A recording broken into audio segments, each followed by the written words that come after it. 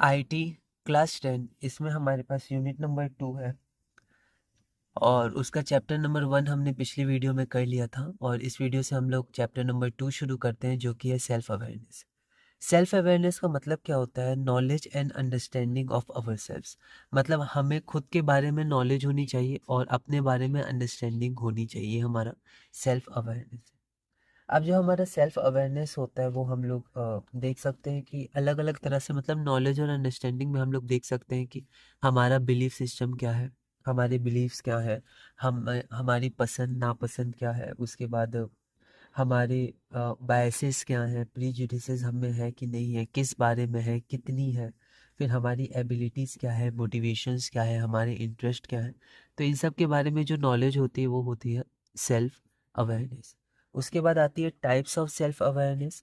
Types of self awareness में क्या होता है? एक होता है इंटरनल सेल्फ अवेयरनेस और एक होता है external self awareness. Internal self awareness हम लोग कह सकते हैं हमारी जो इनर वैल्यूज़ होती हैं और इनर इनर इमोशंस होते हैं। हमें पता होता है कब हम इमोशनली वीक हैं, कहाँ पर हम लोग इमोशनली स्ट्रांग हैं। फिर हमारे एस्पिरेशंस क्या है, हमारा लक्ष्य क्या है, मोटिवेशन क्या है, उनको हम लोग कह सकते हैं। वैसे मोटिवेशन के बारे में हमें आगे भी पढ़ना है, पर बेसिकली हम लोग देख सकते हैं इंटरनल चीज़ें क्या होती हैं, हमारे अंदर की वैल्यूज़ और बिलीव्स। एक्सटर्नल क्या होता है? तो एक्सटर्नल जो होता है, एक्सटर्नल सेल्फ अवेयरनेस, वो होता है our feelings and behaviours with others. हम लोग दूसरों के साथ कैसा बिहेवियर करते हैं, कैसी फीलिंग्स होती है हमारी तब की समय। Ability to look at others and it helps us to decide what others think about us, है ना, दूसरे हमारे बारे में क्या सोचते हैं, वो सब एक्सटर्नल में आता है। फिर डेवलपिंग सेल्फ अवेयरनेस, हमें सेल्फ अवेयरनेस को डेवलप करना चाहिए, ये बहुत इंपॉर्टेंट है। Understanding our thoughts and emotions behaviours to improve our relations, decision makings and overall personal growth. तो हमें सेल्फ अवेयरनेस को डेवलप करना चाहिए अपनी पर्सनल, ओवरऑल पर्सनल लाइफ या प्रोफेशनल लाइफ के लिए भी सेल्फ अवेयरनेस बहुत इंपॉर्टेंट होता है। उसके बाद 4 एरियाज है जिस पे हम लोग फोकस कर सकते हैं। ये सब नोट्स हैं, ऐसे मैं ब्रीफ में आपको बता रहा हूँ। तो किस पे हम लोग काम कर सकते हैं? पहला, अपनी स्ट्रेंथ को रिकॉग्नाइज कर सकते हैं, उनको और बढ़ा सकते हैं। तो हमारी स्ट्रेंथ क्या है, फिर हमारी वीकनेस क्या है, हमें पता होना चाहिए, आइडेंटिफाई करना चाहिए कि हमारी वीकनेस क्या है, उसको कैसे हम लोग अपने स्ट्रेंथ में हम लोग कैसे उसको अपना स्ट्रेंथ बना सकते हैं। उसके बाद हमारे पास अगला क्या आता है? अगला आता है हमारे फ्लॉज, हमारी गलतियाँ क्या होती है। कई बार हमारी जो स्ट्रेंथ है उनमें भी हमसे गलतियाँ हो सकती है, तो इसको हमें रिफाइन मॉडिफाई करते रहना चाहिए। हमारे फ्लॉज क्या हैं? We should not hide our flaws but take others help by in overcoming. हम लोग दूसरों की हेल्प भी ले सकते हैं अपने फ्लॉज को दूर करने के लिए। और उसके बाद हमारे पास आता है इमोशनल प्रॉब्लम। जो इमोशनल इंटेलिजेंस हमने देखा था, वैसे हमारे इमोशंस क्या हैं, उनमें क्या क्या दिक्कत है, कैसे हम लोग उनको ठीक कर सकते हैं। तो ये कुछ एरियाज़ हैं, और भी हो सकते हैं, कुछ बेसिक एरियाज़ हैं जिस पे हम लोग काम कर सकते हैं। फिर नोइंग अवर सेल्स, हमें अपने आप को जानना चाहिए। तो अपने आप को जानना बहुत ज़रूरी है, जैसे कि हमारी बिलीव्स क्या हैं, लाइक्स डिसलाइक्स क्या हैं, बैकग्राउंड क्या है, ओपिनियंस क्या है, understanding our strength, weakness, values, motivations, who am I, मैं कौन हूँ। ये सारी चीज़ें हमें क्या करनी चाहिए, जाननी चाहिए सेल्फ अवेयरनेस में। उसके बाद identify strength and weakness. Strength and weakness बहुत इंपॉर्टेंट होता है। ठीक है, हम लोग कैसे वीकनेस को कम कर सकते हैं और स्ट्रेंथ को इंक्रीज कर सकते हैं। तो अपनी स्ट्रेंथ और वीकनेस को हमें इंक्रीज करना चाहिए और ध्यान रखना चाहिए स्ट्रेंथ और वीकनेस के बारे में। तो कैसे हम लोग इसको आइडेंटिफाई कर सकते हैं? तो सबसे पहले सेल्फ रिफ्लेक्शन, एक तरीका आता है हमारा सेल्फ रिफ्लेक्शन। सेल्फ रिफ्लेक्शन से हम लोग इसको कर सकते हैं, मतलब हमारे पास्ट में हम लोग अपने पास्ट एक्सपीरियंस को ध्यान रख सकते हैं और फिर अपने सक्सेस, कब हमने पास्ट में सक्सेस हासिल किया था या क्या क्या हमें पास्ट में चैलेंजेस आए। तो consider your past experiences, success and challenges to find out areas where you excel or struggle. तो कहाँ कहाँ पर हम लोग सफल होते हैं, कहाँ कहाँ पर हम लोग एक्सेल होते हैं और कहाँ कहाँ पर हम लोग स्ट्रगल करते हैं। तो इन सब का हमें ध्यान रखना चाहिए। फिर आता है फीडबैक। तो फीडबैक से भी हमें अपनी स्ट्रेंथ और वीकनेस का पता चलता है। जब लोग हमें फीडबैक देते हैं, कभी पॉजिटिव वे में देते हैं, कभी निगेटिव वे में देते हैं, लेकिन फिर भी हमें ध्यान रखना है वो हमारे लिए फीडबैक है और उस फीडबैक से हम लोग अपने आप को इम्प्रूव कर सकते हैं। तो कॉलीग्स, फ्रेंड्स और mentors who know us well, तो उनसे हम लोग क्या कर सकते हैं, फीडबैक ले सकते हैं। तो सेल्फ रिफ्लेक्शन एंड फीडबैक। उसके बाद पर्सनैलिटी स्किल असेसमेंट, हम लोग असेसमेंट भी ले सकते हैं। पर्सनैलिटी डेवलप करने के लिए हम लोग असेसमेंट कर सकते हैं, स्किल्स असेसमेंट कर सकते हैं। उसके बाद ट्रैक परफॉर्मेंस, ये बहुत इंपॉर्टेंट है कि हम लोग कैसे कैसे प्रोग्रेस कर रहे हैं, तो वो प्रोग्रेस रिपोर्ट या फिर ट्रैक असेसमेंट या ट्रैक परफॉर्मेंस बहुत इंपॉर्टेंट है। और सेट चैलेंजेस, हमें खुद को चैलेंजेस सेट करने से हमें और हिम्मत मिलती है। फिर हमें प्रोग्रेस को ट्रैक भी करना चाहिए कि हमने कितना किया है चैलेंजेस को पूरा, कितना नहीं किया है। थोड़ी स्पेलिंग भी देख लेंगे, चैलेंजेस, ठीक है। तो ये सब कुछ चीज़ें हैं जिससे हम लोग अपनी स्ट्रेंथ और वीकनेस को इम्प्रूव कर सकते हैं या बता सकते हैं। और स्ट्रेंथ को इंक्रीज करना है और वीकनेस को कोशिश करेंगे धीरे धीरे हम लोग कम करें, है ना। तो पहले उनको आइडेंटिफाई करना बहुत ज़रूरी। तो अब हम लोग कुछ क्वेश्चंस देख लेते हैं। क्वेश्चन नंबर 10 हमारे पास है। तो क्वेश्चन नंबर 10 क्या, तो क्वेश्चन नंबर 10 हमारे पास है कि वो एबिलिटी क्या होती है आइडेंटिफाई और मैनेज करने की वंस ओन इमोशंस। तो हमने देखा था इमोशनल इंटेलिजेंस होता है। इमोशनल इंटेलिजेंस में हमने देखा था हम लोग आइडेंटिफाई करते हैं, उसके बाद हार्नेस करते हैं और उसके बाद हम लोग मैनेज करते हैं, तो इमोशनल इंटेलिजेंस होता है। अगला क्वेश्चन हम लोग देखते हैं, क्वेश्चन नंबर 11। अगला क्वेश्चन हमारे पास है what is self awareness, also given two benefits of self awareness. तो ये आपका थ्योरी क्वेश्चन है, सेल्फ अवेयरनेस क्या होता है और उसके हमें बेनिफिट्स भी देने हैं। तो self awareness is the ability to identify and understand one's own emotions, thoughts and behavior, and two benefits of self awareness are it improves decision making, it improves physical and mental health। तो ये दो benefits हो गए। अगला question हमारे पास है give one example of the following stress casual agents for student. तो स्ट्रेस कॉज करने वाले जो एजेंट्स होते हैं, स्ट्रेस कॉजल एजेंट्स स्टूडेंट्स में वो क्या क्या हो सकते हैं, ठीक है। तो हमें देना है एग्जांपल, एक मेंटल कॉज, मेंटल कॉज क्या हो सकता है स्टूडेंट्स में, और दूसरा हमारे पास है सोशल कॉज, सोशल कॉज क्या हो सकता है। तो एक क्वेश्चन 2023 में आया था 2 मार्क्स का, एक क्वेश्चन 2024 में आया था 23। तो मैंने सब पीडीएफ में लिख दिया, आप देख सकते हैं किस तरह के क्वेश्चंस आते हैं। तो वन एग्जांपल हो सकता है मेंटल जो कॉज हो सकता है वो होता है कांस्टेंट वरी।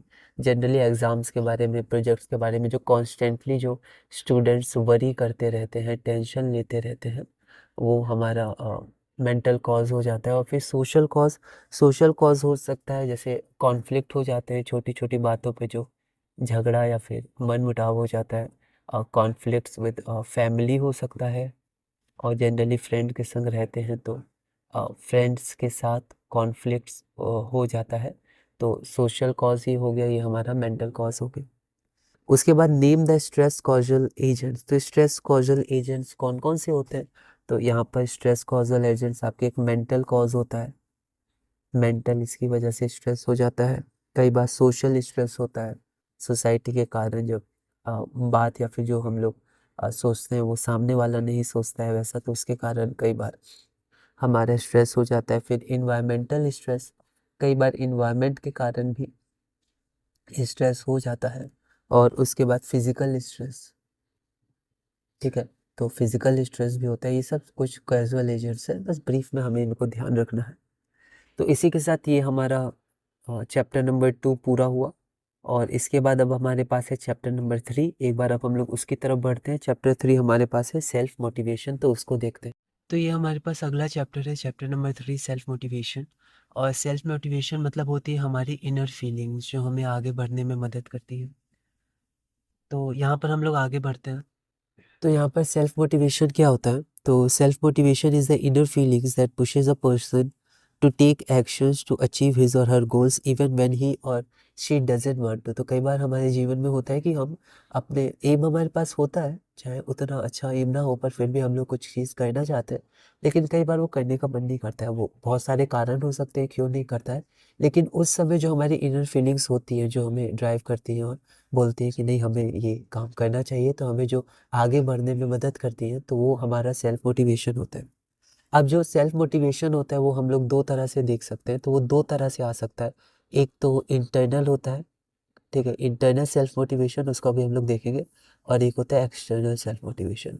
अब हमें ध्यान रखना है कि ये सेल्फ मोटिवेशन है तो इनर फीलिंग्स ही है। तो फिर एक्सटर्नल मतलब ये होता है कि कई बार वो जो इनर फीलिंग्स होती है वो एक्सटर्नल कारण से आती हमारे अंदर ही है। तो हम लोग के अंदर ही मोटिवेशन आता है जिससे हम लोग वो काम करते हैं, अपना लक्ष्य हासिल करने के लिए आगे बढ़ते हैं। पर वो एक्सटर्नल रीजन से आता है, जैसे हमें कोई प्राइज़ चाहिए हो, या फिर हम चाहते हैं कि आप कह सकते हैं कि हमें फर्स्ट पोजीशन मिले, है ना? या फिर हमारा रिजल्ट बहुत अच्छा हो, या फिर हमें कोई प्राइज़ मिले, या फिर लोग हमारे बारे में बात करें, ठीक है? या फिर मैं कोई ऐसा रिकॉर्ड बनाऊँ जो पहले ना बना हो, ऐसे करके कुछ हमारी भावनाएँ हो सकती हैं। तो ये सब एक्सटर्नल फैक्टर्स होते हैं, ठीक है? जिसके कारण हम लोग सोच सकते हैं एक्सटर्नल चीज़ें। और एक इंटरनल होता है, ठीक है? इंटरनल मोटिवेशन में क्या हो जाता है, इंटरनल मोटिवेशन में होता है जो हम लोग अंदर से बस मोटिवेट होते हैं कोई काम करने के लिए, ठीक है? तो वो जब हम लोग काम करते हैं वही हमारे लिए रिवॉर्ड होता है, हमें कोई एक्सटर्नल रिवॉर्ड की आवश्यकता नहीं होती है, जैसे कोई प्राइज़ या मेडल या फिर कुछ भी, है ना? आप थोड़ा-थोड़ा खुद भी देख सकते हैं, मैं ऐसे कोशिश कर रहा हूँ समझाने की। तो एक्सटर्नल में क्या होता है, कोई बाहर की कोई चीज़ होती है। बेसिक एग्जांपल ले सकते हैं हम लोग, रिवॉर्ड या फिर अवार्ड हो सकता है, मेडल हो सकता है। लेकिन इंटरनल में ऐसा कोई नहीं होता है, इंटरनल में बस हमें अच्छा लगता है, ठीक है? हमारा वो पैशन है, हमें अच्छा लगता है, हमें खुशी मिलती है अंदर से, तो हम लोग उसके हिसाब से करते हैं। और जब हम लोग एक्टिविटी करते हैं तो वो खुद में ही रिवॉर्ड होता है, activity itself is the reward. तो ऐसे करके इंटरनल मोटिवेशन होता है। आप और इसके क्वेश्चंस अगर देखिएगा तो आपको और अच्छे से समझ में आएगा। तो internal motivation arises from within the individual. Activity itself is a reward, and external motivation arises from outside of the individual, and it is based on generally external rewards, and it avoids जैसे external reward हो सकते हैं, जैसे award मिले हमें, कोई medal मिले। एक और होता है कि कोई negative consequence ना हो, ठीक है? जैसे हम लोग कोई काम करना चाहते हैं पर मन नहीं है, लेकिन फिर भी अगर हम लोग वो काम नहीं करेंगे तो हमें कोई निगेटिव बातें मिलेगी या फिर डाँट मिलेगी, तो इसके कारण हम लोग बस वो काम करते हैं, किसी तरह मन को मना के वो काम करते हैं। जनरली ऐसा कई बार होता है, चाहे हमें अंदर से मन ना कर रहा हो, लेकिन क्योंकि निगेटिव कॉन्सिक्वेंस मिलेंगे, हमें डाँट पड़ेगी या फिर कुछ और इफ़ेक्ट हो सकता है, एडवर्स इफ़ेक्ट हमारे ऊपर, तो हम लोग ना चाहते हुए वो काम को कंप्लीट करते हैं। तो वो सब एक्सटर्नल फैक्टर्स पे बेस्ड होता है, ठीक है? तो ये हो गया इंटरनल और एक्सटर्नल मोटिवेशन। अब सेल्फ मोटिवेटेड पीपल, जो सेल्फ मोटिवेटेड पीपल होते हैं उनके अंदर क्या क्या बातें हो सकती हैं उसको मैं हम लोग देखते हैं। पहला हमारे पास होता है, उनके पास एक क्लियर गोल होता है कि उन्हें क्या करना है।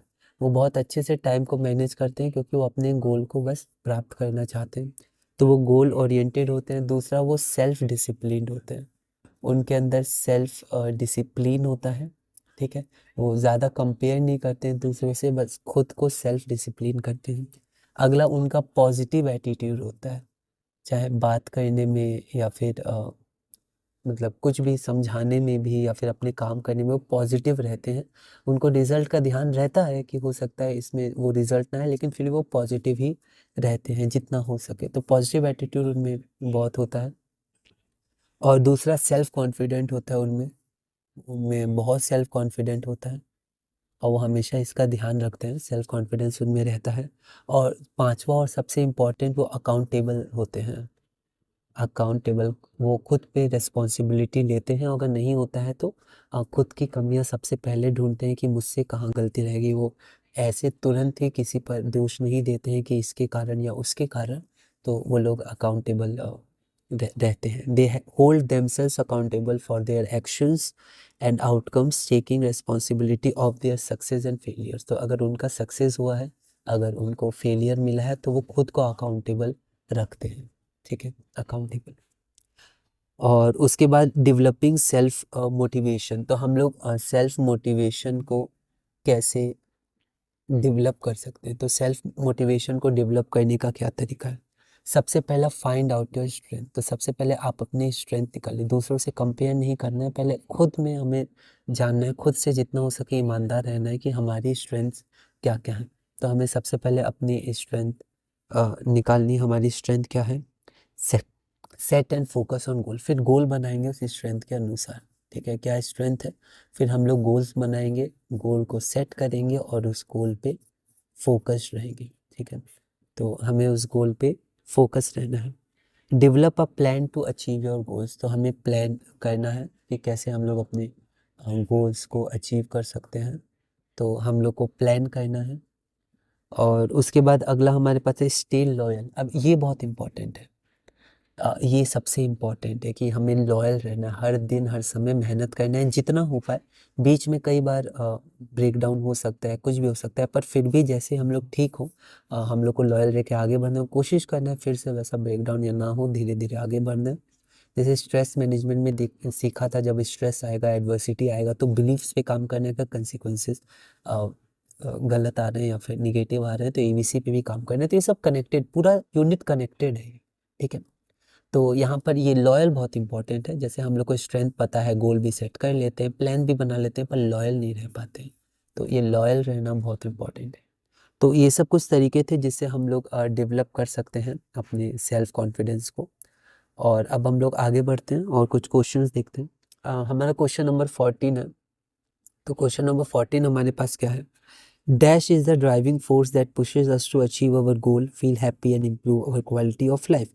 तो सेल्फ मोटिवेशन जो हमें ड्राइव करता है, हमें हिम्मत देता है एडवर्सिटी में भी, कि हम लोग अपने एम को हासिल कर सके, सेल्फ मोटिवेशन।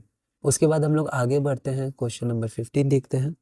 तो क्वेश्चन नंबर 15 हमारे पास है, dash is the ability of a person to do the things that need to be done without someone or something influencing us. तो कोई हमें इन्फ्लुएंस कर रहा है, उसके बिना खुद से ही हम लोग जब वो काम करते हैं जो काम किया जाना चाहिए, something that is needed to be done, तो उस वो एबिलिटी क्या होती है? तो वो भी हमारा सेल्फ मोटिवेशन होती है। उसके बाद अगला हमारे पास होता है, एक क्वेश्चन है 2025 में आया हुआ है। Trisha is always tense during exam. She is a sincere and studious student, but the thoughts of exam creates anxiety in us.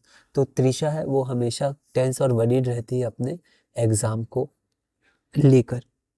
Which stress management technique that you would suggest to help her. ठीक है, तो ये stress management technique है, तो इसको हम लोग एक बार देख सकते हैं। वैसे पहले चैप्टर्स का है, पर देखते हैं। Yoga, exercise, vacation with family, या फिर ऑल ऑफ दिस। तो इसमें सबसे बेटर क्या रहेगा? जैसे एग्ज़ाम के समय वो टेंस रहती है, वो एक सिंसियर स्टूडेंट्स है, पर एग्ज़ाम के थॉट्स आने से वो बहुत एंशियस हो जाती है और उसे दिक्कत होती है, वरी हो जाती है, जबकि वो सिंसियर स्टूडेंट है, अच्छे से पढ़ती है। तो यहाँ पर जो योगा हम लोग जाएंगे, ठीक है, योगा में क्या होता है ना, ये फिजिकल और मेंटल दोनों काम करता है। इसमें पोस्चर होते हैं, प्राणायाम होता है, और कई सारे एक्सरसाइजेज होते हैं। तो ये योगा दोनों तरह से हेल्प करता है, माइंड को भी स्वस्थ रखता है और बॉडी को भी स्वस्थ रखता है। तो अगर वो एग्ज़ाम का भी समय होगा तो वेकेशन तो सही नहीं है ना? कुछ समय के लिए ठीक है, लेकिन फिर भी जो अगर वो योगा करे तो फिर अच्छे से उसको आगे वो बढ़ सकती है, ठीक है। तो यहाँ पर आंसर में भी योगा था। वैसे हमारे पास ऑप्शन था yoga, exercise, vacation with family and all of this. तो यहाँ पर योगा ज़्यादा सही है, क्योंकि मेंटली फिजिकली दोनों उसको बेनिफिट करेगा, ठीक है। और ऐसे एक्सरसाइज भी सही है, वेकेशन विद फैमिली, अगर कुछ समय अपने फैमिली के साथ, वेकेशन मतलब को थोड़ा कम समय के लिए जाए क्योंकि एग्जाम का समय होगा शायद, है ना? तो वो भी सही है, लेकिन फिर भी जो सबसे सही लग रहा है वो योगा है, ठीक है, कि मेंटली और फिजिकली। एक्सरसाइज भी सही है, पर योगा उसका काम कर देगा कई बार, तो मेंटली फिजिकली सही रहता है, तो हम योगा के साथ चलेंगे। अगला हमारे पास क्वेश्चन नंबर 17 है। Sonika gets up at 6 AM and goes for her hobby classes. तो सोनिका है वो 6 AM को उठती है, फिर वो जाती है अपने हॉबी हॉबी क्लासेस के लिए जाती है। Then she comes back home and finishes her work before going to school. फिर वो घर आती है और घर में आके वो अपना स्कूल का होमवर्क करती है। She does all the work by herself, no one tells her to do so. और वो सारा का सारा काम खुद ही करती है, कोई उसको कहता नहीं है, खुद रोज उठती है, हॉबी क्लासेस जाती है और फिर अपना काम पूरा करती है, स्कूल का homework. No one tells her to do so, कोई भी उसे कहता नहीं है करने के लिए काम। दिस इज कॉल्ड, इसे हम लोग क्या कहते हैं? तो इसे हम लोग सेल्फ मोटिवेशन कहते हैं। वो अपना एक गोल चुनी है और उसपे वो खुद से धीरे धीरे आगे बढ़ रही है। अगला क्वेश्चन हमारे पास 2025 का ही है। Roshni studies in class 10 and is practising hard with a lot of sample papers. तो रोशनी है वो क्लास 10 में पढ़ती है, बोर्ड एग्जाम आ रहे होंगे तो वो बहुत सारे सैम्पल पेपर्स का प्रैक्टिस करती रहती है। to get good marks in her exam. She gets up early in the morning to study and completes her revision work. This is an example of, वो रोज सुबह सुबह जल्दी उठती है, रिविजन वर्क करती है, तो ये किसका एग्जाम्पल है? तो ये एग्जाम्पल है हमारा सेल्फ मोटिवेशन का, सेल्फ मोटिवेशन। तो ये सेल्फ मोटिवेशन का एग्जाम्पल है। अगला क्वेश्चन है, Anima studies diligently to improve her grades because she wants to feel proud of her achievements and also earn a scholarship. What type of motivation is it? अब ध्यान से समझिएगा, इसमें मोटिवेशन का टाइप पूछा है। अमीना नाम की लड़की है, तो वो अच्छे मार्क्स लाना चाहती है और वो स्कॉलरशिप भी पाना चाहती है, इसलिए बहुत हार्ड पढ़ती है, बहुत डिलीजेंटली पढ़ती है, बहुत मेहनत करती है। तो वो क्या क्या चाहती है? तो सबसे पहले वो खुद पे प्राउड फीलिंग करनी चाहती है, मतलब अंदर से एक आत्मविश्वास, एक उसको गर्व हो खुद पे, एक ये। और दूसरा उसको क्या चाहिए? स्कॉलरशिप भी चाहिए। तो देखिए, ये जो स्कॉलरशिप हो गया, ये तो एक्सटर्नल हो गया, एक्सटर्नल फैक्टर हो गया, ठीक है, एक्सटर्नल फैक्टर। और वो खुद में, बस खुद में वो प्राउड फील करना चाहती है, गर्व करना चाहती है कि हाँ मैं ये कर सकती हूँ, खुद की कैपेबिलिटी चेक करना चाहती है, ठीक है। तो ये जो इनर फीलिंग्स हो गई है, इंटरनल मोटिवेशन हो गया। और ये एक्सटर्नल हो गया, अवार्ड, मेडल या फिर कोई भी स्कॉलरशिप ऐसे करके। तो वो, तो हमें बताना है कि what type of motivation is this, तो उसमें कौन सी मोटिवेशन है? तो उसमें दोनों इंटरनल मोटिवेशन भी, ये इंटरनल हो गया, ये एक्सटर्नल मोटिवेशन भी है। तो ऐसे क्वेश्चंस हम लोग ध्यान रखेंगे।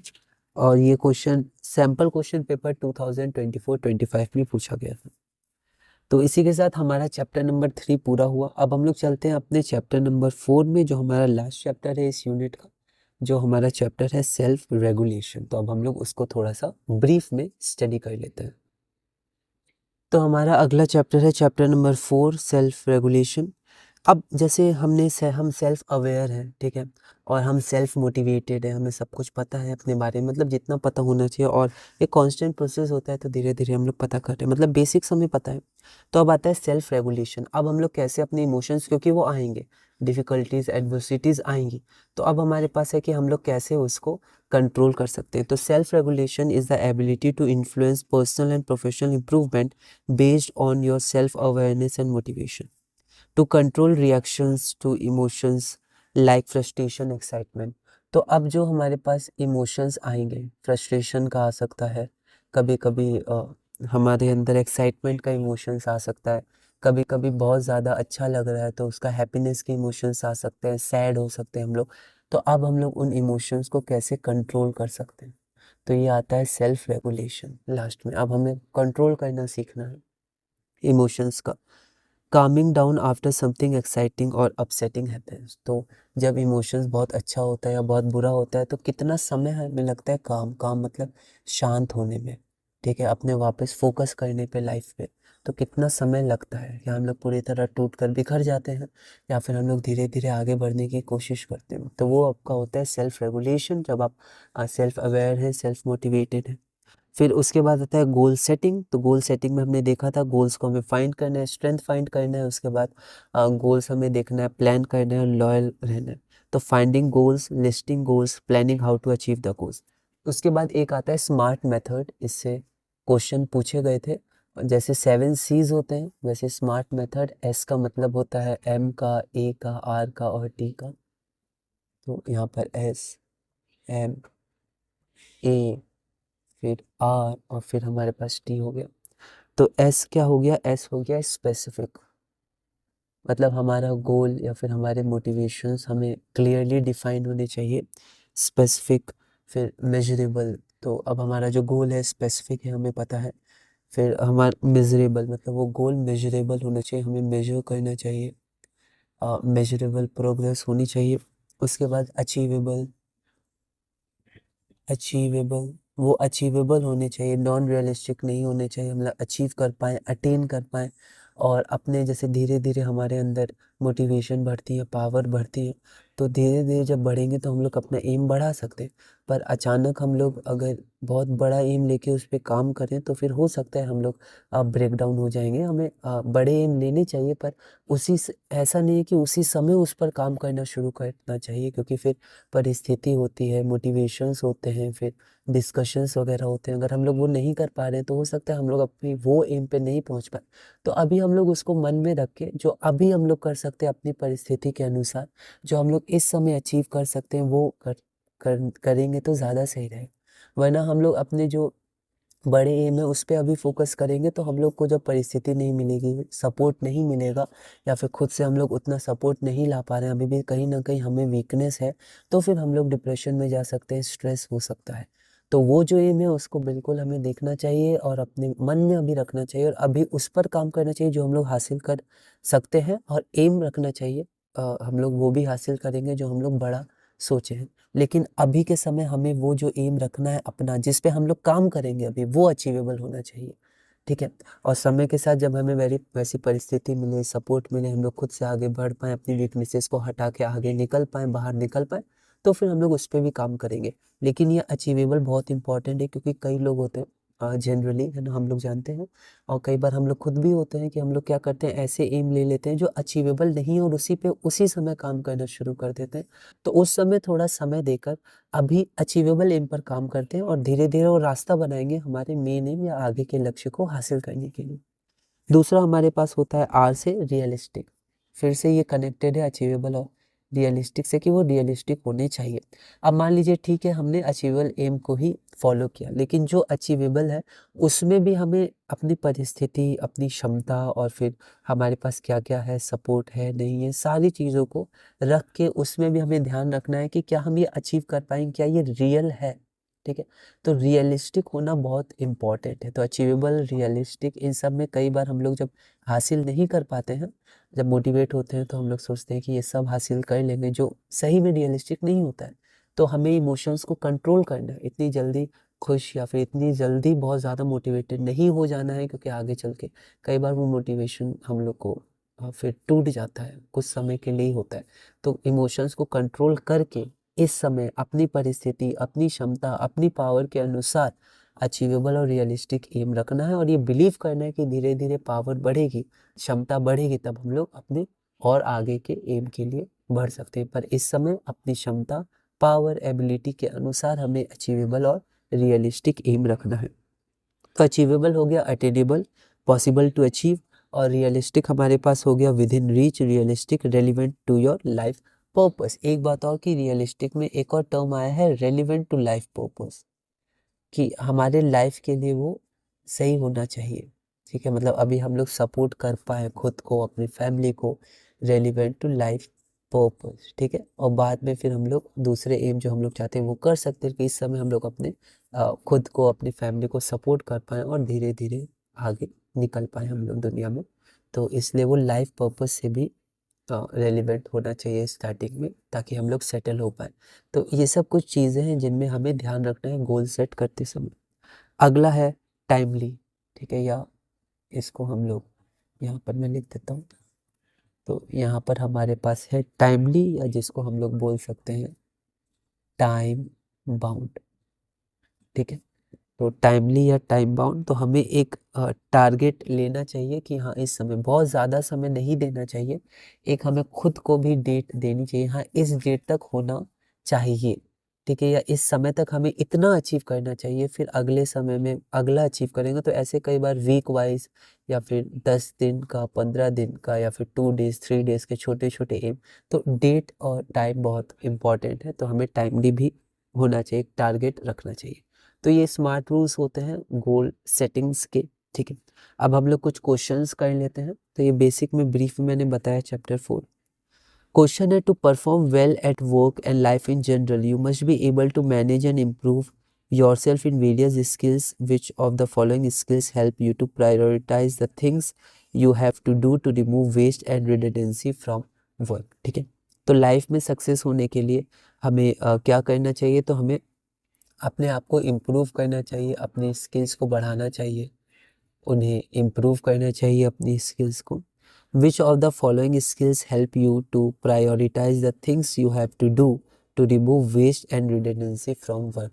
तो जो रिडंडेंसी होता है, जैसे हमने सब्जेक्ट स्पेसिफिक डेटाबेस करे थे, उसमें भी हमने रिडंडेंसी पढ़ा था, कि एक ही चीज़ जो बार बार कॉपी हो जाती है, एक ही फाइल, है ना, जो कॉपी हो जाती है मल्टीपल लोकेशंस पे, वो रिडंडेंसी होती है, ठीक है। वैसे यहाँ पर जो हमें वेस्ट समय या फिर अपना जो एफर्ट्स है जो हमें फ्रूटफुल नहीं है, उन सबको हम लोग को हटाना चाहिए, चेंज करना चाहिए। तो इन सब को जब हम लोग करते हैं, या फिर ये मेथड क्या कहलाता है, जब हम लोग प्रायोरिटाइज करते हैं अपने एम को, और अपने वर्क से वेस्ट और रिडंडेंसी ये सब हटाते हैं, तो उसको कहते क्या है। ऑप्शन ए है responsibility, option B time management, option C self awareness, option D adaptability. तो सेल्फ अवेयरनेस, जब हम लोग अपने स्ट्रेंथ्स वीकनेस का पता लगाते हैं और क्या हमारे लिए काम कर रहा है क्या नहीं कर रहा है उसको हम लोग देखते हैं, प्रायोरिटाइज करते हैं, वो सब सेल्फ अवेयरनेस में आते हैं। तो बेसिक वे में मैंने इसका मतलब समझा, आप खुद भी एक बार इसको पढ़ के समझ सकते हैं। पीडीएफ में यहाँ पर मैं इसको शेयर करूँगा लैंग्वेज को। अगला हमारे पास है क्वेश्चन नंबर 21। तो क्वेश्चन नंबर 21 क्या कहता है कि goal setting is a very important essential factor in your personal life, list all the SMART methods to set the goals. तो हमें स्मार्ट मेथड्स बताने हैं गोल को सेट करने के लिए। तो and explain A in brief, तो ये स्मार्ट मेथड्स हो गए, और ए क्या हो गया, अचीवेबल। तो इसको थोड़ा ब्रीफ में हमें समझाना है। तो यहाँ पर मैंने लिख दिया, अचीवेबल मतलब होता है the goal should be attainable and it should not be impossible. अगला क्वेश्चन हमारे पास है कि briefly discuss the significance of time management skill in order to succeed in life. तो टाइम मैनेजमेंट स्किल का क्या रोल होता है। टाइम मैनेजमेंट बहुत ही ज़्यादा इंपॉर्टेंट होता है ना। तो टाइम इज़ मनी, हम लोग सुनते भी हैं, don't waste time, time and time waste for none. ये बहुत इंपॉर्टेंट होता है सक्सेस के लिए। तो इसको हमें बताना है टाइम मैनेजमेंट स्किल कैसे मदद कर सकते हैं। तो इसमें मैंने एक आंसर लिखा है, उसको हम लोग देखेंगे पीडीएफ में। 2024 में ये क्वेश्चन पूछा गया था। अगला क्वेश्चन है, Riya a student of class 10 feels stress with her exam preparation, extra curricular activities and family commitments. तो जो रिया है उसको अपने एग्जाम पर भी ध्यान देना है, एक्स्ट्रा करिकुलर एक्टिविटीज को भी समय देना, फैमिली कमिटमेंट्स है, फैमिली को भी समय देना है, अपने रिलेशंस को भी समय देना है। तो वो कैसे इन सबको निभा सकती है, मतलब मम्मी पापा को समय दे सकती है, भाई बहन को भी समय दे सकती है, एक्स्ट्रा करिकुलर एक्टिविटीज़ को भी समय देती है, एग्जाम्स को भी समय दे सकती है। तो इस सब के लिए उसको टाइम मैनेजमेंट बहुत इंपॉर्टेंट है। तो हमें यही क्वेश्चन पूछा गया, how can tracking time help her? तो टाइम का प्रॉपर मैनेजमेंट और ट्रैकिंग टाइम कैसे उसको हेल्प कर सकता है। सैम्पल क्वेश्चन पेपर 2024-25 में 2 मार्क्स का एक क्वेश्चन पूछा गया था। तो क्वेश्चन 23 है, हम लोग कुछ क्वेश्चंस और करते हैं, फिर ये यूनिट 2 हम लोग पूरा करेंगे। अगला क्वेश्चन हमारे पास क्वेश्चन नंबर 24 है, what is the ultimate goal of stress management. 2025 में कंपार्टमेंट में पूछा गया था, अल्टीमेट गोल क्या होता है स्ट्रेस मैनेजमेंट का। बीइंग डिप्रेस्ड ए, दूसरा ignoring stress, option C being stress at all the times, या option D maintaining a balance between life work and relaxation. तो बिल्कुल हमारे पास जो ऑप्शन डी हो जाएगा वो हो जाएगा कि जो हमारे पास स्ट्रेस मैनेजमेंट है उसका जो अल्टीमेट गोल होता है वो क्या होता है, maintaining a balance between life work and relaxation. तो हम लोग लाइफ में, वर्क में और रिलैक्सेशन के समय इसमें जब हम लोग प्रॉपर बैलेंस कर सकें या फिर मेंटेन कर सकें, वो हमारा स्ट्रेस मैनेजमेंट होता है। अगला क्वेश्चन फिर से 2025 कंपार्टमेंट में 1 मार्क का पूछा है कि गोल सेटिंग में जो स्मार्ट गोल्स होते हैं, हम लोग स्मार्ट गोल्स के बारे में पढ़ते हैं, उसमें एस मतलब क्या होता है। Option A simple, option B special, option C specific, या ऑप्शन डी सोशल। तो एस मतलब स्पेसिफिक होता है, option A option C specific. अगला क्वेश्चन फिर से 2025 कंपार्टमेंट में 2 मार्क्स का पूछा गया क्वेश्चन हमारे पास है, mention any 4 simple stress management techniques. तो 4 सिंपल स्ट्रेस मैनेजमेंट टेक्निक्स हमें बताना है। तो ये टेक्निक्स हो सकती हैं, मैंने 4 लिखे हैं, आप इसको अपनी तरह से भी लिख सकते हैं। पहला टाइम मैनेजमेंट, दूसरा physical exercise and fresh air, तीसरा हेल्दी डाइट, और चौथा पॉजिटिविटी, जितना पॉजिटिव रह सके हम लोग। अगला क्वेश्चन है question number 27, dash is the ability to work independently. तो हमने एक चैप्टर में देखा था इंडिपेंडेंटली, वर्क इंडिपेंडेंटली। तो इंडिपेंडेंट जो वर्क होता है, वर्क इंडिपेंडेंटली होता है, उसको हम लोग कहते क्या हैं, तो उसको हम लोग कहते हैं सेल्फ रिलायंस, ठीक है। ऑप्शन ए था मोटिवेशन, ऑप्शन बी हमारे पास है self awareness, option C self reliance है, ऑप्शन डी अडेप्टेबिलिटी। तो उसको हम लोग क्या कहते हैं, तो उसको हम लोग कहते हैं सेल्फ रिलायंस। तो सेल्फ रिलायंस हम लोग उसको कहते हैं। अगला हमारे पास है क्वेश्चन नंबर 28, और क्वेश्चन नंबर 28 हमारे पास क्या है कि आइडेंटिफाई द सिचुएशन और thing which leads to mental stress among children. तो जो चिल्ड्रन में मेंटल स्ट्रेस होता है तो वो किसके कारण होता है, हमें आइडेंटिफाई करना है। ऑप्शन ए हमारे पास है stress due to change of principal of school.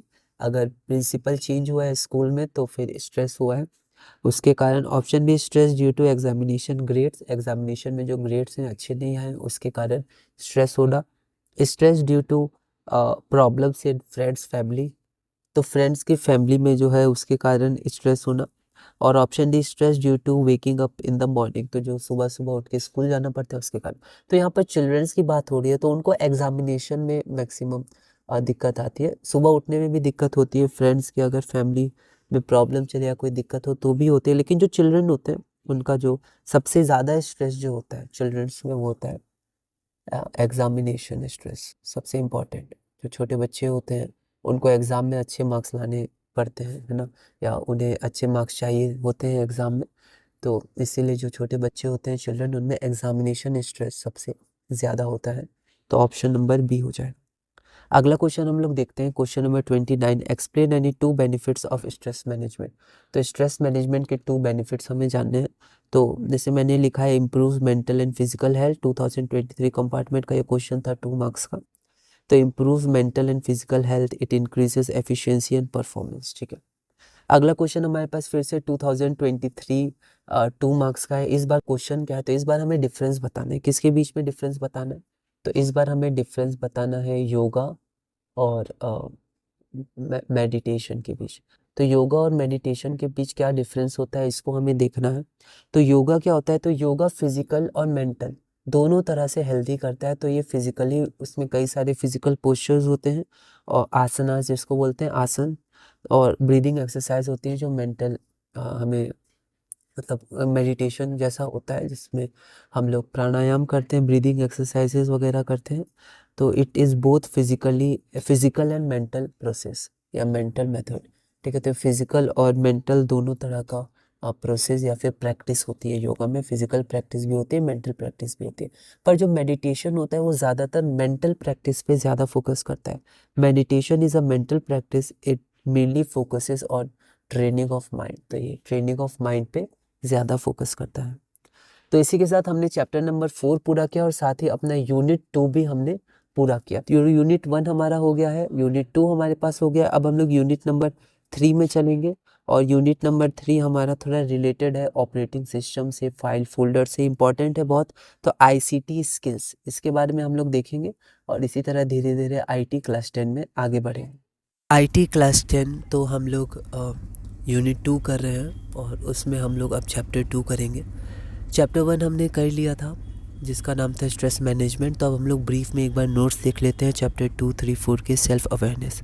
तो सेल्फ अवेयरनेस हमारे बारे में नॉलेज होती है, खुद को समझना, emotions, like dislikes, beliefs, biases, abilities, motivation, interest etcetera.